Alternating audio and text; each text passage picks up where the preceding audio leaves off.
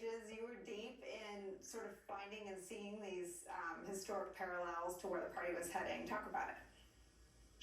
Well, I think the reality is right now we have one pro-democracy party, political party, in a two-party system in the United States of America, and that we are in this era of radicalization, of political extremism. And when we talk about these issues, when we autopsy them, when we evaluate them, we tend to, through the coverage, look at them deeply moment to moment. So we look at the abortion story, or we look at the insurrection of January 6th. We look at the cover-up. We look at the whitewashing. We tend not, though, to look at how I think historians will look back at this era posthumously. And they will look at it as a series of events. And we are in right now the hinge of history. The door is opening. And we are in a period of transition. And these events that are unfolding are profound.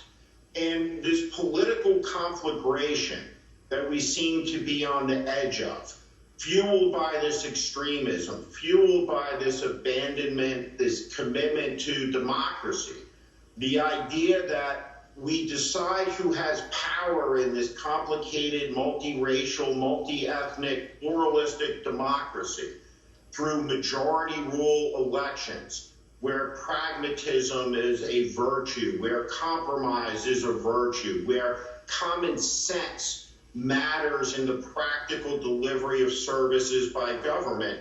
We're seeing the eradication of that by a minority in the country that controls a lot of political power, and we're seeing it play out internationally. We're seeing it play out domestically. We're seeing it play out with the intimations of violence by members of Congress, Marjorie Taylor Greene, Madison Cawthorn, and others. And we're going to have more and more of it as we stand, I think, at the edge of Donald Trump clearly announcing his intention to be a candidate in 2024, and watching the governor of Texas and the governor of Florida commit some of the most irresponsible acts in the history of the country with regard to anyone who's held the office of governor. Assaulting the public good every day, all of it to audition to one day lead this autocratic movement after Donald Trump steps away from its leadership. It's a profound how do you see the right-wing voters' indifference to their own death and suffering as a political development? I spent a long time during the Trump presidency looking for a bottom, smearing a widow of a service member who died serving this country. Niger wasn't it. Calling African nations bleep hole countries wasn't it. Grabbing women in the bleep wasn't it. Extorting Zelensky wasn't it. And I stopped looking for it, but I keep reading these horrifically tragic stories out of hospitals in the Deep South, by and large, pregnant women in their 20s and 30s dying, young men in their 20s and 30s dying of COVID, all of them unvaccinated. If that is a reality, a risk they're willing to take on, if the right has become indifferent to death, where are we heading? Nowhere good. But let me say, COVID may be the medical cause of their death, but what they were killed by was misinformation. What they were killed by was lies.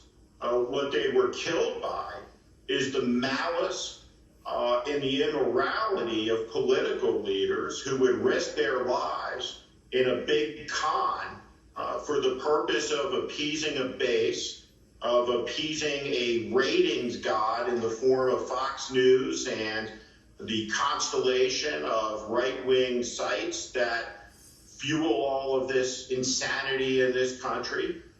The people that are choking to death and suffocating in the fluid of their own lungs in miserable, lonely deaths, these people, by and large, are victims. And what we're seeing, and we see it at a media level, we see it at a government level, is some of the greatest acts of irresponsibility and malice contrary to the public good for selfish purposes in the history of the country. And I don't say that dramatically. We are the oldest constitutional republic in the world, but we are still a relatively young country. And in the history of the country, you will not find other instances of such direct, purposeful, malicious violation of any sense of public duty to the common good as we're seeing today. Steve Schmidt, it's a conversation that needs to be had, and it's one that needs to be had regularly. I hope you'll come back and do that with us. Thank you for spending some time with me today.